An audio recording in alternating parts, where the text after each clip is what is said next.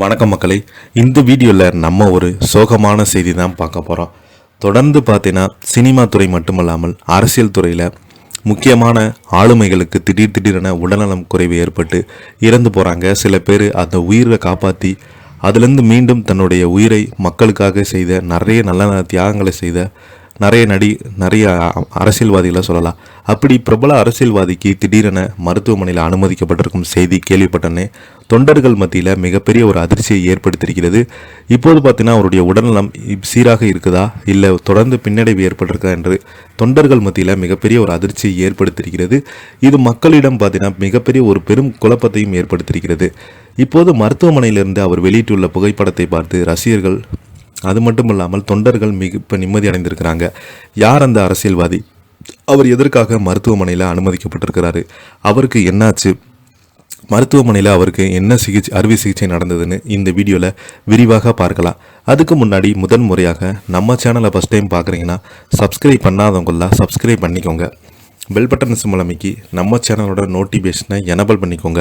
நாங்கள் போடுற வீடியோ எல்லாமே உங்களுக்கு உடனுக்குடனே வந்து சேரும். வாங்க என்ன தகவல்னு இந்த வீடியோவில் விரிவாக பார்த்து தெரிஞ்சுக்கலாம். 29 ஆண்டுகளுக்கு முன் ஏற்பட்ட காயம்.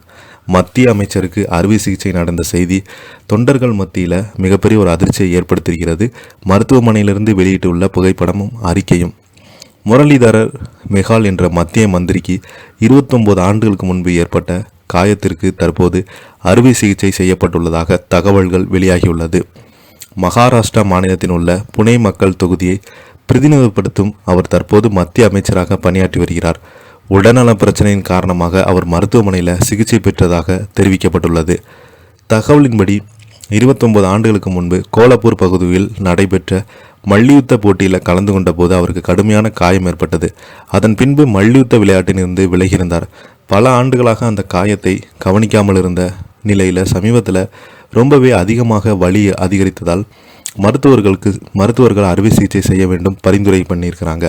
இதையடுத்து அவருக்கு அறுவை சிகிச்சை மேற்கொள்ளப்பட்டது. தற்போது நாடாளுமன்ற கூட்டத்தொடர்பு நடைபெற்று வரும் சூழலில் சிகிச்சை பெற்றதால் 1 மாத காலம் ஓய்வெடுக்க வேண்டியுள்ளதாக சொல்லப்படுகிறது. பொதுப்பணிகள் மற்றும் தொகுதி தொடர்பான செயல்பாடுகள் ஈடுபட முடியாதால் அதிக வருத்தத்தையும் அளிக்கிறது என அந்த பதிவில் அவர் பதிவிட்டிருக்கிறாரு. இந்த பதிவை பார்த்து தொண்டர்கள் இப்போது பார்த்தீங்கன்னா நிம்மதி அடைந்து போயிருக்கிறாங்க. இதை பற்றி நீங்கள் என்ன நினைக்கிறீங்க? கீழே உள்ள கமெண்ட் பாக்ஸில் மறக்காமல் பதிவிடுங்க. இந்த வீடியோ உங்களுக்கு பிடிச்சிருந்தா லைக் பண்ணுங்கள், ஷேர் பண்ணுங்கள், கமெண்ட் பண்ணுங்கள். அப்போ தான் நாங்கள் போடுற வீடியோ எல்லாமே உங்களுக்கு உடனுக்குடனே வந்து சேரும். நன்றி, வணக்கம்.